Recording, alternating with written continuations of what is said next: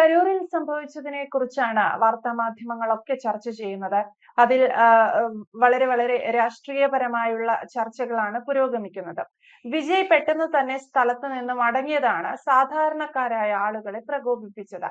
DMK-യും അതുപോലെ BJP-യും എല്ലാം ഉൾപ്പെടുന്ന രാഷ്ട്രീയ കക്ഷികൾ രാഷ്ട്രീയപരമായി അതിനെ വേറൊരു രീതിയിൽ നേരിടുന്നുവെന്നതാണ്.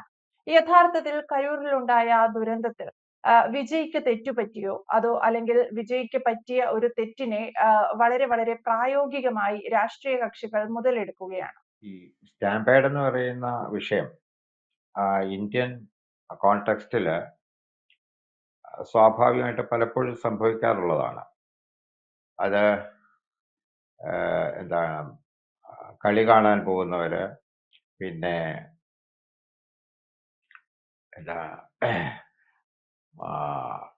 എന്താണ് ആരാധനയ്ക്ക് പോകുന്നവര്, രാഷ്ട്രീയ പാർട്ടികളുടെ മീറ്റിങ്ങിൽ പങ്കെടുക്കുന്നവര് തുടങ്ങിയ ധാരാളം സന്ദർഭങ്ങളിൽ ഇത്തരം സ്റ്റാമ്പേഡുകൾ ഇന്ത്യയിൽ ഉണ്ടാകാറുള്ളതാണ്. അതിൻ്റെ ഒരു ചിത്രം പറയുകയാണെങ്കിൽ, ജനം ഒരു ട്രാൻസിൽ പോയിട്ട് ചെന്ന് പെടുന്നതാണ് ഇന്ത്യയിൽ സാധാരണഗതിയിൽ ഉണ്ടാകുന്ന എല്ലാവിധ സ്റ്റാമ്പേഡ്സിനും പിന്നിൽ നമ്മൾ കാണാറുള്ളത്. ഇപ്പം അപകടങ്ങൾ ഉണ്ടാകുന്ന സ്ഥലത്ത് പോലും ആൾക്കൂട്ടം ഉണ്ടായിട്ട് കൂടുതൽ പ്രശ്നങ്ങൾ ഉണ്ടാക്കുന്ന ഒരു സിറ്റുവേഷൻ ഇന്ത്യയിലുണ്ട്. പക്ഷെ നമ്മൾ ഇതിനെയൊക്കെ മെഷർ ചെയ്യുന്നത് ഒരു ജനസംഖ്യ കുറഞ്ഞ വിദേശ രാഷ്ട്രങ്ങളിലെ ചില മാനദണ്ഡങ്ങൾ വെച്ചിട്ടാണ്. പിന്നെ ഇവിടെ ഇതിൻ്റെ അകത്ത് വന്നിരിക്കുന്ന പ്രാധാന്യം എന്ന് പറയുന്നത് TVK എന്ന് പറയുന്നത് തമിഴ്നാട്ടിലെ ഒരു പുതിയ കക്ഷിയാണ്. അവര് ത്രെറ്റാണ് എന്ന ഒരു ചിന്താഗതി തമിഴ്നാട് രാഷ്ട്രീയത്തിലേക്ക് ഉയർത്തിക്കൊണ്ടു വന്നിട്ടുണ്ട്. അപ്പൊ അതിനെ റെസിസ്റ്റ് ചെയ്യാനായിട്ട് സ്റ്റാലിൻ്റെ DMK-യും AIDMK-യും ഇവൻ പ്രധാനമന്ത്രി ട്വീറ്റ് ചെയ്ത വിഷയത്തിൽ, അതായത് ദൗർഭാഗ്യകരമായി പോയി എന്നാണ് അദ്ദേഹം ട്വീറ്റ് ചെയ്തേക്കുന്നത്, അതുൾപ്പെടെ BJP ഒക്കെ ഈ പറയുന്ന വിഷയത്തിനെ രാഷ്ട്രീയമായിട്ട് മുതലെടുക്കാൻ ശ്രമിക്കും. പക്ഷേ നമ്മൾ കണ്ടിട്ടുള്ളത്, ഇപ്പം ഇതൊരു പഴയ ചിത്രത്തിലേക്ക് പോകുകയാണെങ്കിൽ, ഈ സ്റ്റാമ്പേഡില് അപകടം ഉണ്ടായിട്ടുള്ള അനവധി സംഭവങ്ങൾ ഉണ്ട്. അതായത് ഒരു ഉദാഹരണം എന്ന് പറയുന്നത്, MGR-ന്റെ മൃതശരീരവുമായിട്ട് വിലാപയാത്ര നടത്തുമ്പോൾ ജയലളിത ആ വാഹനത്തിൽ കയറാൻ നോക്കുകയും അതിനെ തുടർന്ന് അവരെ AIDMK-ക്കാര് മാഡത്തിനെ തള്ളിയിടുകയും അതിൻ്റെ അകത്തൊരു സ്റ്റാമ്പേഡ്, അന്നൊരു വലിയ സ്റ്റാമ്പേഡ്, പക്ഷെ മരണമൊന്നും ഉണ്ടായില്ല. പിന്നെ തമിഴ്നാട്ടിലാണെങ്കിൽ വികാരം മൂത്തിട്ട് ആളുകൾ പലപ്പോഴും ആത്മഹത്യ ചെയ്യാറുണ്ട്. MGR-ന് വേണ്ടി, MGR മരിച്ചപ്പോൾ ആത്മഹത്യ ചെയ്തിട്ടുണ്ട്.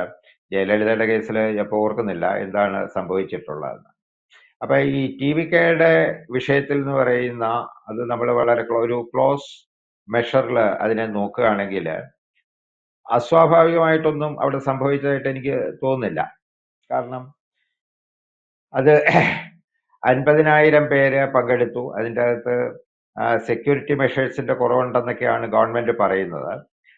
സ്റ്റാലിൻ അതിന് ചെയ്തിരിക്കുന്ന ജുഡീഷ്യൽ അന്വേഷണം പ്രഖ്യാപിച്ചിരിക്കുന്നു. ഉടൻ തന്നെ TVK പറയുന്നത് വളരെ സുതാര്യമായിരിക്കണം എന്നാണ് പറയുന്നത്. AIDMK ആരോപിക്കുന്നത് സ്റ്റാലിന്റെ പിടിപ്പുകേടാണ് ഇത്തരം ഒരു ദുരന്തത്തിന് ഇടയാക്കിയതെന്നാണ്. 41 പേരോളം ഇപ്പോൾ മരിച്ചതായിട്ടാണ് പറയുന്നത്. 100-ന് മേളിൽ ആളുകൾ ചികിത്സയിലുമാണ്. ഇതാണ് അവിടുത്തെ ഒരു സിറ്റുവേഷൻ. പക്ഷേ ഈ പറയുന്ന, അതായത് തമിഴ്നാട്ടില് സാധാരണഗതിയിൽ സംഭവിക്കും, ഫാൻസിന്റെ ഒരു പാർട്ട് കഴിഞ്ഞാൽ പോലും ഒരു 10-20% ആളുകളെ ഈ പാർട്ടികൾ തന്നെ പണം കൊടുത്തും അല്ലെങ്കിൽ പ്രലോഭനങ്ങൾ കൊടുത്തും ഒക്കെ രംഗത്തിറക്കാറുണ്ട്. അക്കൂട്ടർ കൂടെ വന്നപ്പോഴായിരിക്കണം ഒരു പക്ഷേ ഈ പറയുന്ന വൻപിച്ച ഒരു ആൾക്കൂട്ടം അവിടെ ഉണ്ടായത്. പിന്നീട് ഈ ആൾക്കൂട്ടം വിജയനെ കാത്തു നിന്നിരുന്ന ഒരു സമയത്തിന്റെ ദൈർഘ്യം, അതൊരു വലിയ വിഷയമാണ്. വെള്ളം കിട്ടാതെ ആളുകൾ വിഷമിച്ചു എന്നൊക്കെയാണ് വാർത്തയിൽ കാണുന്നത്. അപ്പൊ ഈ പറയുന്ന ആ, എന്താണ് പണം കൊടുത്ത് ഇറക്കിയവർ അവരാണ് ഇതിന്റെ ഒരു ട്രെൻഡിനെ മാറ്റിയതെന്നാണ് വളരെ ലോക്കലായിട്ടുള്ള ഒരു വാർത്തയിൽ നിന്നും നമുക്ക് മനസ്സിലാക്കാൻ പറ്റുന്നത്. അപ്പൊ ഇതിനെ രാഷ്ട്രീയമായിട്ട് ബാധിക്കുമോ എന്ന് ചോദിച്ചു കഴിഞ്ഞാൽ യാതൊരു സാധ്യതയും ഞാൻ കാണുന്നില്ല. ഇപ്പോൾ ഉള്ള ഈ സംഭവവികാസങ്ങളൊക്കെ ഒരു കുറച്ചു ദിവസം കഴിയുമ്പോഴേക്കും രാഷ്ട്രീയമായിട്ട് മങ്ങിപ്പോകും. അവർക്ക് വ്യക്തികൾക്കുണ്ടായ നഷ്ടവും എന്താണ് കരൂർ ഭാഗത്ത് ഉണ്ടായിട്ടുള്ള വൈഷമ്യങ്ങളും ഒക്കെ അത് അവിടെ നിലനിൽക്കുമ്പോൾ തന്നെ രാഷ്ട്രീയമായിട്ട് ഈ സംഗതികൾക്ക് വിസ്മൃതി പോകും. കാരണം എന്താണ് റെയിൽ അപകടം ഉണ്ടായി കഴിഞ്ഞപ്പോൾ ശാസ്ത്രിജി രാജിവെച്ചൊരു രാജ്യമാണ് എന്ന് പറഞ്ഞ് പിന്നീട് റെയിൽ അപകടങ്ങൾ ഉണ്ടായിട്ടില്ലേ? റെയിൽ അപകടങ്ങൾ ഉണ്ടായിട്ടുണ്ട്. പിന്നീട് ഒരു റെയിൽവേ മന്ത്രിയും രാജിവെച്ചിട്ടില്ല. അതാണ് ഒരു സിറ്റുവേഷൻ. ഇതുകൊണ്ട് താൽക്കാലികമായിട്ട് വിജയിന് ചില എതിർപ്പുകൾ പല ഭാഗത്തു നിന്ന് വരും. DMK സംബന്ധിച്ചിടത്തോളം ഒരു വിഷയം എന്താണെന്ന് പറഞ്ഞാൽ അവർക്ക് പൊളിറ്റിക്സ് നന്നായിട്ട് ഹാൻഡിൽ ചെയ്യാൻ അറിയാം. അതുകൊണ്ടാണ് ഇദ്ദേഹത്തിന്റെ മകൻ ഉപമുഖ്യമന്ത്രി വിദേശ യാത്രയൊക്കെ റദ്ദ് ചെയ്ത് കരൂരിൽ എത്തിയിട്ടുണ്ട്. അപ്പൊ കരൂരിൽ എത്തിയിട്ട് ആളുകളെ ആശ്വസിപ്പിക്കുക, അതെന്ന് പറയുന്നതൊക്കെ വോട്ടാക്കി മാറ്റാനുള്ള ഒരു ടാലന്റ് DMKക്കുണ്ട്. അതിനെ റെസിസ്റ്റ് ചെയ്യുക എന്നുള്ളതാണ് ഇനിയിപ്പം TVKക്ക് കരണീയമായിട്ടുള്ള ഒരു കാര്യം.